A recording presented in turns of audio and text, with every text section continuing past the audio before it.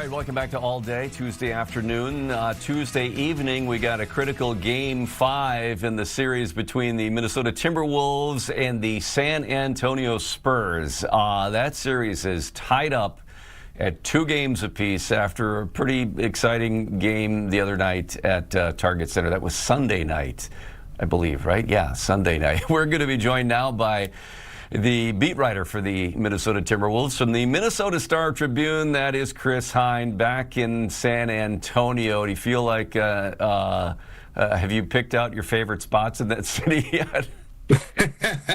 Yeah, I've got a Thai restaurant that I've enjoyed going to a couple times that I've been down here, and I also have a taco place that I've picked out. So they've been getting a lot of business the last couple of a week or two here. I think sports beat writers, that see a lot of postseasons, you guys could write travel guides for the rest of us. That would be very helpful. I really think we can, and you try to get recommendations, food recs, drink recs, things to do in your spare time, and I think we could. I kind of regret I haven't kept like a travel log of the list of places to go in each city. Yeah, well, something to think about. Maybe a little side gig. All right. Well, let's get on to the main gig here, which is to talk about the Timberwolves and the matchup tonight, Game 5. Let's talk about that game from Sunday night when the Wolves tied the series. Obviously, Anthony Edwards was a bit ridiculous in that game again, wasn't he? As we have already forgotten that he was even injured.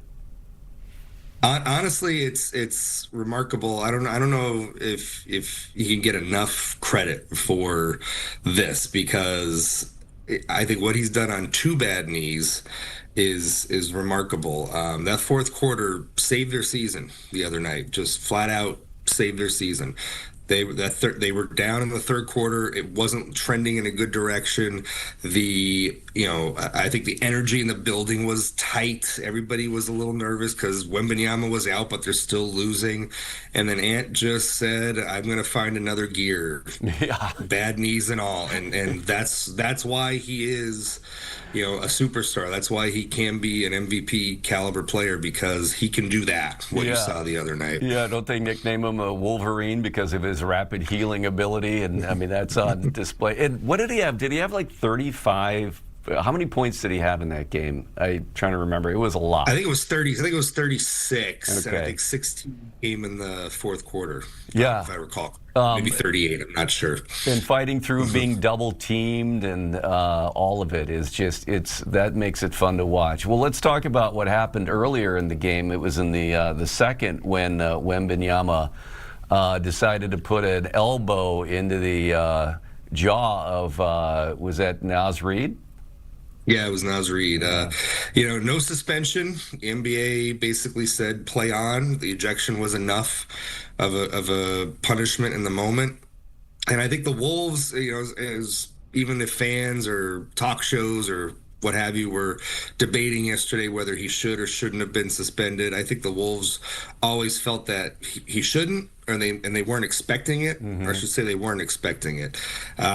So they were planning the last 2 days and this morning, obviously with him in the lineup. Now, what I think is going to be interesting to monitor tonight is what sort of impact does this have on the officiating moving forward. Spurs coach Mitch Johnson was very vocal that if the officials aren't going to call fouls on the Wolves for being physical with Wembanyama, then he had to take matters into his own hands. So do the officials react to some of this? Do they call the game a little tighter, or is it business as usual as it was in the first 4 games? Are you surprised he wasn't fined at least? There was a mandatory small fine that comes with being ejected from the game, but I was a little surprised that there wasn't an additional fine on top of that the league could have levied. But it was kind of the first time he's ever done anything like this, and that matters too with the league. So this is basically, I think the league was saying, this is your first infraction. If it happens again, then there will probably be further penalties on top of that. But when it's your first infraction, they tend to be a little more lenient with that stuff. Because there's no way you look at that replay and say that this was incidental. I mean, it was extraordinarily intentional. There was no wiggle room. I really do think that I don't have any proof of this, but I don't think the officials are in the league is looking to like upset the balance of a series in that way. I think if that play had left Wembanyama any sort of wiggle room to stay on the floor, they would have found it, and it would have been a flagrant one. Yeah. But as Zach Zarba, the crew chief, said when I thought, did a good job of explaining the call, he said, this meets every criteria for a flagrant 2, so therefore he's been ejected, because that play, the windup, the seeming intent, the hits him in the head, all of it, that is a flagrant 2 by the book, no doubt about it. Yeah, as you mentioned, officials are very careful not to be accused of tipping the series one way or another, so they want to make sure everything is by the book here. The end of that game, and again, we're going to talk about tonight's game here in a second, but I just want to talk about Ayo Dosunmu at the end of the game with that looking like a football wide receiver catching that down court pass. Then he also banked it off his leg, which a lot of people say that was amazing. I say that was incidental. That was lucky that it hit his leg. I don't think that was planned, but to come up with that ball was pretty fun to see. It was, I didn't see it live because our seats were at the other end of the floor, so it was very hard to see kind of the exact motions that he had to go through to get that ball. All we saw was the end result and saw him going to the free throw line. But when I watched the replay, I was like, wow, that was really close to going out of bounds. Don't know how he kept it in bounds, and he joked, I think, a little bit today. There might have been a little pass interference on the play that De'Aaron Fox might have fouled him. The league came in its 2-minute report and said that De'Aaron Fox didn't foul him, but who knows? If that's an NFL play, I wonder if a flag's getting thrown for pass interference. Right.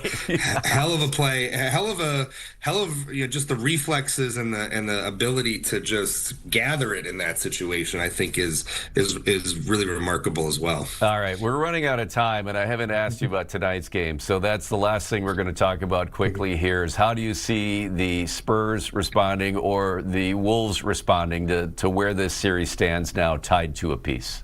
Yeah, I would expect a big physical effort from the Spurs tonight to push the envelope a little bit. I would expect Wemby to try to assert his aggressiveness early in the game, and we'll see how the Wolves react to it. The Wolves have been very physical with him, and frankly, the Wolves have been fouling him when the officials haven't been looking or what have you.